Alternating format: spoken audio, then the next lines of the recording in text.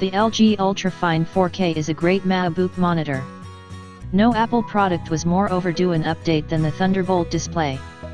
First sold in 2011, its unlaminated, un-Retina screen was beautiful in its day, but Apple gave it so little attention that it even chose to throw an adapter in the box rather than update its charging cable with the 2012 MagSafe 2 connector. And, with Apple moving to Retina displays across most of the Mac line, the Thunderbolt display was left to languish on shelves at a ludicrously high price. But the stage was set this year for Apple to make itself relevant in monitors again.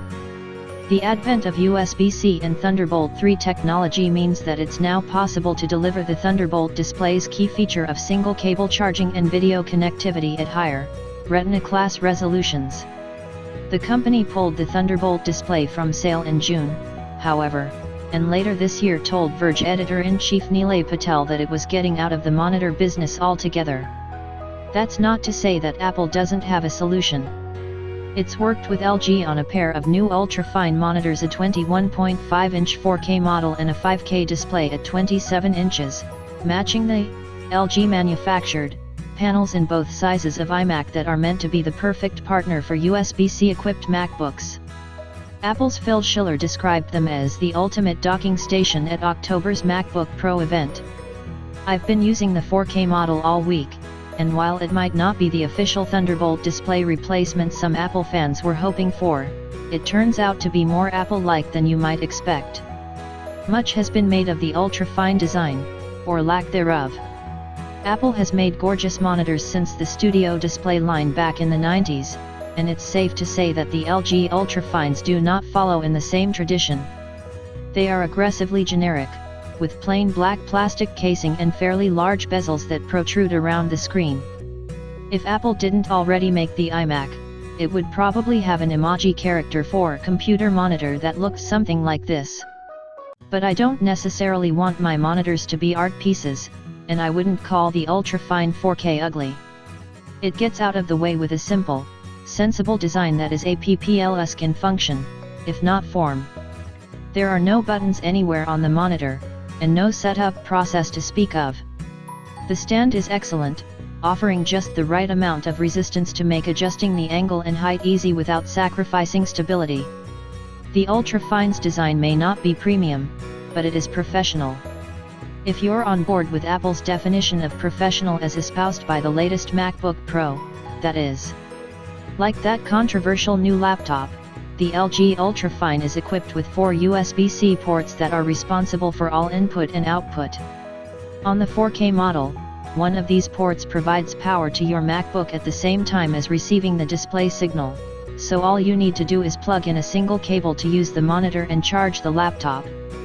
The other 3 USB-C ports can be used for various other peripherals, though they're limited to USB 2.0 because of Apple and LG's bandwidth splitting solution for piping a 4K signal through USB-C. The 5K model doesn't have this limitation because it uses the faster Thunderbolt 3 interface, but that means it loses compatibility with the USB-C only MacBook. You'll need a new Pro model to drive the bigger display. Although there are still growing pains with USB-C, this is really the kind of product that shows the full potential of the connector.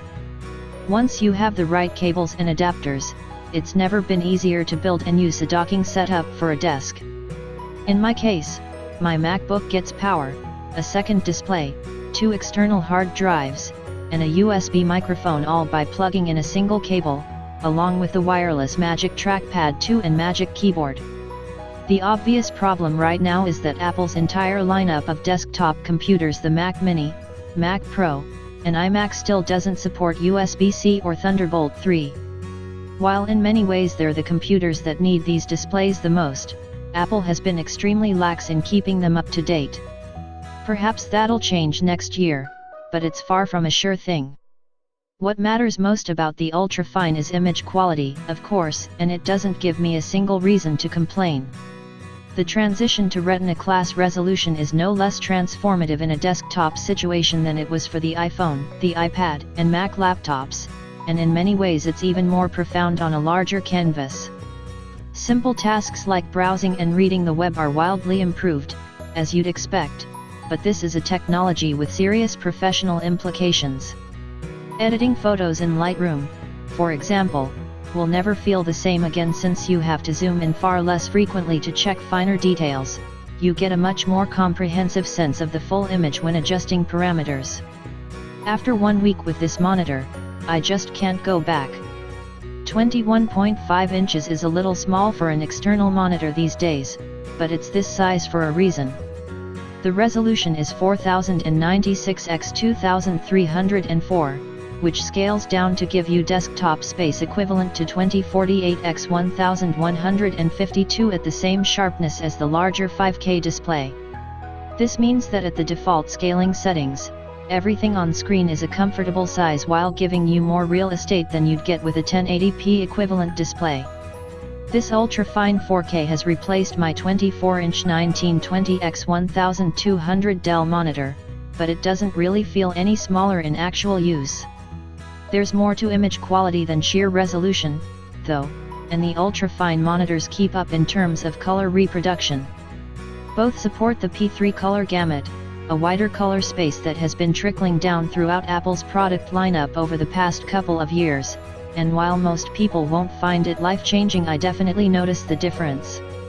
Oranges and greens look ultra-vibrant in P3, and photos from the iPhone 7 which captures images in the same color space really pop.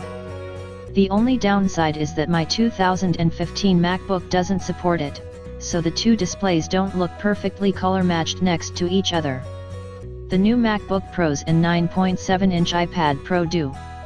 Aside from the P3 gamut, LG and Apple have worked together in other ways to make the ultra-fine monitors feel like Apple products, even if they don't quite look the part. The aforementioned lack of buttons is actually a great feature, because you get to sidestep the inevitably terrible overlaid control panels and adjust settings directly through Mac OS. With my setup, the Magic Keyboard controls the LG display brightness and the MacBook's keyboard controls the MacBook's display, meaning they're independently adjustable at the touch of a button. You can control a set of integrated stereo speakers, too, which take the traditional iMac approach of directing sound down at the desk and bouncing it toward you. The sound is kind of muddy at high volume, but it's a lot more